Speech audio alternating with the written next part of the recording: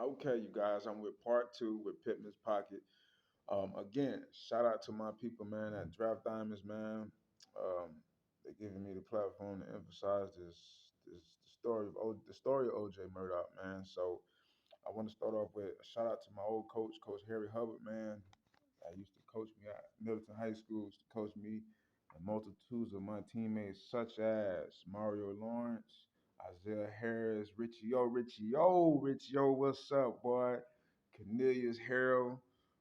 Man, you can go from AJ Jones, man, to Stoney Woodson, bro. A lot of those dudes had a significant impact to the decision that I'm going to emphasize later on to where OJ decided to go for college. So, back to Coach Harry Hubbard, man. He was one of our pillars to the foundation of Middleton High School. He actually took over, man, that program from the time it started in 2002 to the time he basically left in 2008. So a 6 year run. That wasn't too bad for a coach. Um, Man, he also had Larry. No, I'm sorry, Freddie Solomon. He had Freddie, not Larry. Freddie, Coach Freddie Solomon, man, legend. Used to be another legend in the city of Tampa, man. He played for University of Tampa. Matter of fact, he played for the Dolphins and the 49ers as well at wide receiver. Man, I actually seen this man personally. My first impression of Coach Solomon wasn't the best impression. I think a lot of people can say that about him until later on. Depends on the type of person you are. If he feel like he was more grounded to knowing what it takes to become who you need to be, then he will like you more. But if he felt like you was buck wild and you didn't care about being grounded, then of course he didn't like you. So he was one of our coaches, man, from 2003 to 2005, man, that literally stuck it out and watched OJ grow as a very talented prospect kid and, eventually later on to be an NFL player. And during this time at the height, man, there's a lot of players from the Ebo City Boys and Girls Club championship team came to Middleton. Like I said, man, when we all seen each other, basically, my freshman, that sophomore year, class of '04 and '05, and we was the freshman class of '06. Hey man, we knew it was gonna be some big games coming up. And man, like I said, we had players like Will Burgeon, Conshario Johnson, Jermaine, my partner Jermaine Lewis, man. Demetrius Bailey, Harris, Will Burgeon, man. We had a lot of players, man, that came through the city of Tampa and definitely through Middleton High School and dominated, man. We dominated somewhat of our games, man. Especially the 2005 season, we really took that to a different height. Um, and that we almost reached the state championship games in Florida in the 2005 season, man. We lost to Armwood High School, which they've cheated multiple times. But, hey, we done said that a long time ago, and, you know, it was done to them. How they found out how when they cheated, they got their repercussions from that. To where how Middleton won his first district championship that year.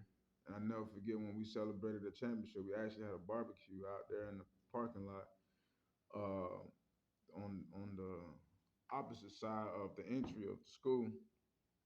And we kind of celebrated our accomplishment, even though we didn't win it the way we should have won it.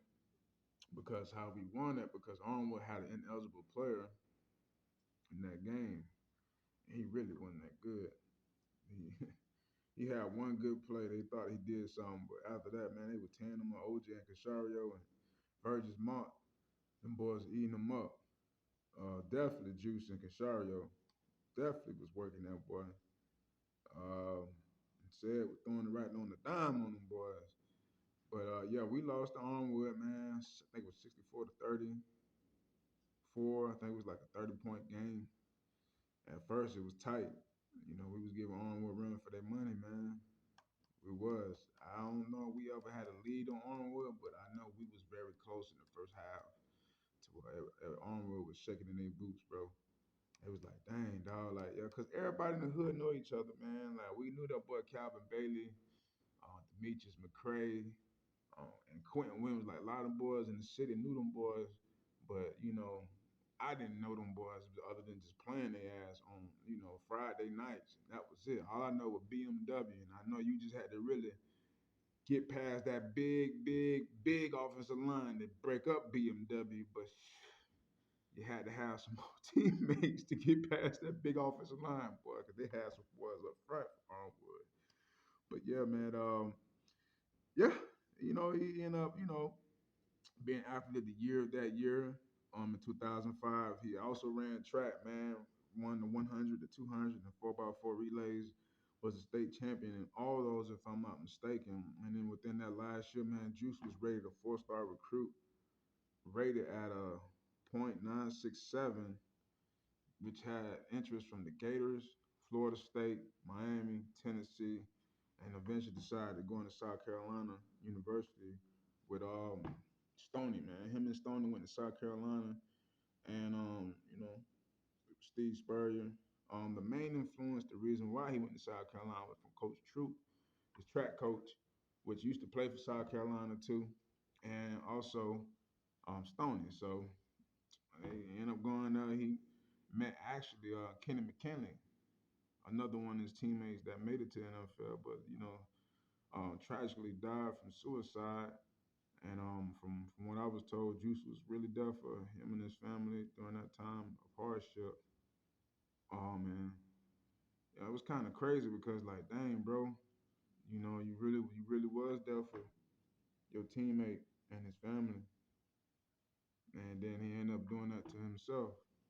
Years later, um, which was like kind of the most traumatic, acknowledgement about what happened to him. You know what I'm saying? There was some things that we can say, but right now I'm not gonna get into that. I'm gonna get into that the next part. But I'm gonna finish out this right here. He's short-lived due to the influence of going to the game class, which I was saying, Coach Troop. Um, he went to South Carolina, got in trouble midway through his freshman year, and this is why I have my disagreement with Coach Steve Spurrier. I never really liked him from the fact that Juice got in trouble. From what I heard, at least twice, he was late for a meeting at one point, and before the season, and then he was at South Carolina. I never forget because I remember he played in a game. They had him playing, but he really didn't do too much.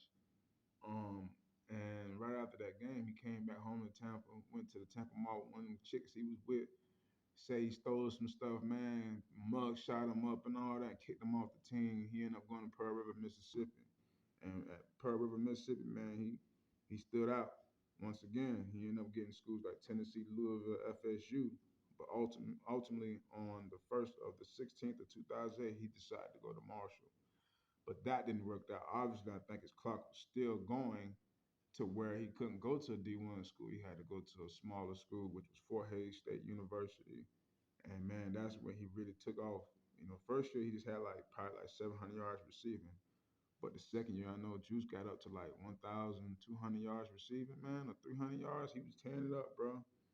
So, that led him to some things, man. And I'm going to get to that video as far as him actually having earned himself into putting himself in position to get professional looks from the NFL. Um, Basically, the stuff that he did growing up, young, being a world class sprinter at 9 years old, to being still a world class sprinter in high school, running a 10.31 in the 100, bro, and literally tearing it up in track, bro. Won the state championship in the 100 and 200, literally against Xavier Lee, which was a huge kid at 6'5", 240 pounds, but he couldn't run just as fast as Juice. He just wasn't as short as Juice. But Juice had that speed, but Xavier had it too. I think Xavier was like point 0.2 seconds behind Juice when they went to 100 in the state championship, and he barely beat him. That's how fast Xavier Lee was. That went to Florida State and played quarterback eventually. I think he ended up going to receiver, but he didn't make it to the league. Juice did. But we'll get into that in part three, man. Part three. Like, subscribe, and share.